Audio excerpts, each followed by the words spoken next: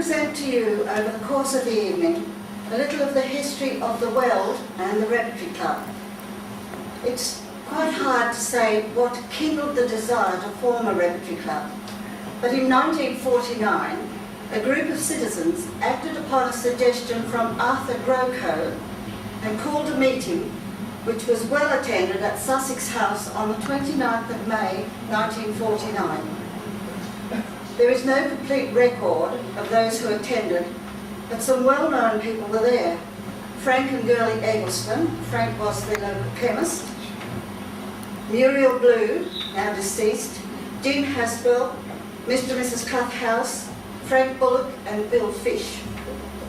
To assist the new club to get established, the older clubs from Bunbury and Donnybrook presented a night of one-act plays on the 20th of June 1949. We presume this was in the old Catholic Hall in Prince Street, adjoining the cafe of today and covering an area almost to the current arcade. Charges were 2 shillings and 5 pence for non-members, 1 shilling and 2 pence for members. The door takings amounted to £16, 7 and 6pence, but costs for travelling for the 2 clubs, plus supper and pay for an attending fireman, left a profit of £5, 7 and 6pence. The old Catholic Hall was the venue for all future productions, and a fireman had to be employed because the hall, of course, was wooden. Props and lighting equipment were kept on the veranda of the equestrian's home, the Eggleston's home, sorry, still there in Kent Street, next to the Coles old car park. In the years from 1949 to 1961, 21 plays were produced, all in the Catholic Hall. Of these, 11 were directed by Frank Eggleston, who also would build the sets and do the lighting. Apparently anyone calling at the house looking for Frank was told he was down the blasted hall. In 1950, the club entered in the Southwest Drama Festival in Bunbury, and much jubilation, they were awarded 2nd place. Plays were entered almost every year until 1959, when 1st place was achieved. The play The Derelict, directed by the late Muriel Blue, also claimed 4th place for actor Audrey Finch. This award was a stimulant to the club, and they presented 6 one-act plays on 4th and 5th of August. In the late 50s, thoughts turned to a permanent home for the club, and eyes turned towards the Weld Hall. In 1864, the Busselton Library and Mechanics Institute were looking for somewhere to call home. And in 1872, the Colonial Secretary granted them a piece of land measuring 150 links by 200, you can work that one out, on the corner of Queen and Adelaide Streets. They also received a princely sum of £10 for building material. The building was started in 1874 and completed in 1881, very different to the building of today. The theatre was a flat-floored hall, there was no stage. The room behind and 2 small rooms adjoining, which were a caretaker's cottage. I can recall when I joined the club 40 long years ago, the remains of the old brick fireplace were still in the 2 little rooms at the back. Over the years, it was a town hall, a Masonic lodge, a temporary school. So Stuart Bovell told me he came to school here for a short time. Used for civic and private receptions, a dance hall, a police boys club, and finally an auction mart. The name commemorates Sir Frederick Weld, a New Zealander who became governor of WA. In 1960, the Shire finally granted a lease to the Repertory Club. A local builder, whom I believe was a Mr. Donald, and anyone connected with the club set to work. The hall was flat-floored, so risers were built, and a stage erected. Seating was bought from Perth theatres, plus stage curtaining. All other requirements, including furnishings, were begged from townsfolk. The first play presented at the opening in 1963 was not in the book, directed by Frank Eggleston. I must make mention here of a much-loved man of Busselton, Stuart Bovell, later Sir Stuart. This lovely and generous man became the club patron at the inception in 1949 and remained so until his death in 1999. He made his home open to us for borrowing anything in the way of furniture, pictures or silver. I recall 2 beautiful gilt chairs he loaned me and a magnificent silver tea and coffee service, which I used to take home every night because I was afraid to leave it in the theatre.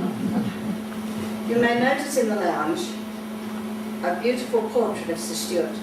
This has been loaned to us to hang in his memory. The 1970s started a new era for the Repertory Club. Our first pantomime of Cinderella, directed by the late Merle Baker. The club has since produced a panto every Christmas to outstanding success. It's not quite right to single out members. I'm puffing, sorry. I do feel it's appropriate to mention these next 2 gentlemen. One who did so much in his time with us, and the other who started a show that had never been seen here before and which brought great monetary rewards to 2 organisations in the town, as well as much fun for both audiences and actors. The first I must mention is Ted Davies. This little man arrived one night at the theatre to see if he could help. What an absolute understatement. I don't think from the time of Frank Eggleston we've ever had anyone quite like Ted. He built sets, he directed plays and acted in them. He did the lighting and the sound effects. I remember a pantomime in which we needed explosions. Ted rigged up these little tins across the front of the stage and then remotely exploded gunpowder to create noise and smoke. The mind boggles as to what would happen if we did that sort of thing today. I also recall him on top of a ladder, erecting the lights and directing the cast on the stage below. I must mention here that at the end of a play or production, the cast like to have a little celebration, shall we say. Ted's poison was cream sherry. 2 glasses and Ted danced on the table. One night after a 3rd glass, he got into his car. When he came to, he was up near the cemetery. Ted lived in Dorset Street. He sheepishly turned around and headed back to town. But unfortunately, on crossing the vast river, he collided with a light pole and blacked out almost the entire town. At this time, Ted had a lawn mowing business, and it was some weeks before he had the courage to go and cut the lawn of Mr. Edwards the baker, who had lost a considerable amount of dough the night of the blackout. Ted's record stands alone. From 1970 to an untimely death in 1994, he directed 7 plays, acted in 28, and did the lighting and effects for 70 plays and music halls. A doer and energetic man who has been sincerely missed. Another man I would mention who joined the club in 1964 and remained a member until his death in 2005 was Max Conrad. He was a fine actor, especially in small cameo roles.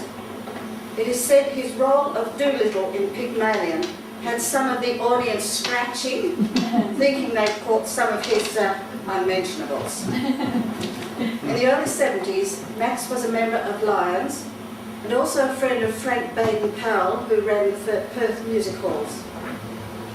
Max asked Frank to bring his show to Busselton as a fundraiser for Lions. Max decided after that he could write and direct his own shows. The first was in 1974 and continued every 2 years until 1999. Max was chairman at all except 2. The productions were taken over by Marge Evans and myself from 1988, but Max still remained as chairman. The Lions Club handled the dinner and the bar, and the Repertory Club the stage show. Usually 6 performances were shown in Busselton and 2 in Augusta. They were a great source of revenue for both clubs. The 80s were very successful for the club, and we were looking forward to a rosy future. We were quite astounded in the 90s when the Shire released a conservation plan for the building. This plan called for the main auditorium to be returned to a flat-floored hall, the foyer to be returned to an open veranda, and the additional lounge and kitchen demolished, plus the wardrobe extensions at the rear. This, of course, would have rendered the building quite useless as a theatre. I do think sometimes heritage people get carried away.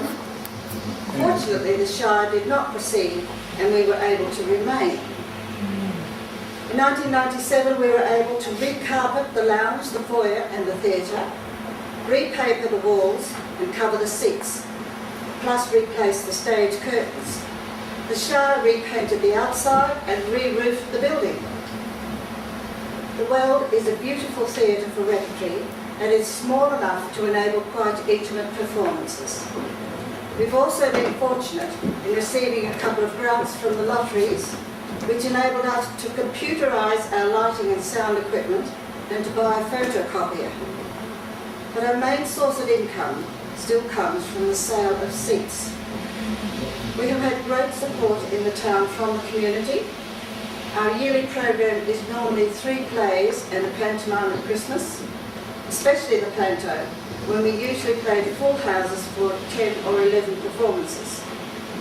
It's a dedication to come to rehearsals, usually 3 nights a week for 8 to 10 weeks. To those of us who spend so much time here, I myself have been connected here for 40 years. It is a building steeped in the history of our achievements. I hope you've enjoyed my brief history, and you may think not only about this historic building in the town, but spare a thought for all who give so much for your entertainment. Thank you.